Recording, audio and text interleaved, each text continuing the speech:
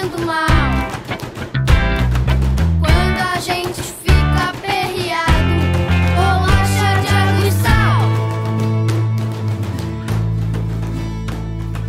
Quando a minha avó era criança, quando a vida era sempre igual, lá na roça acordavam cedo pra comer bolacha de água e sal.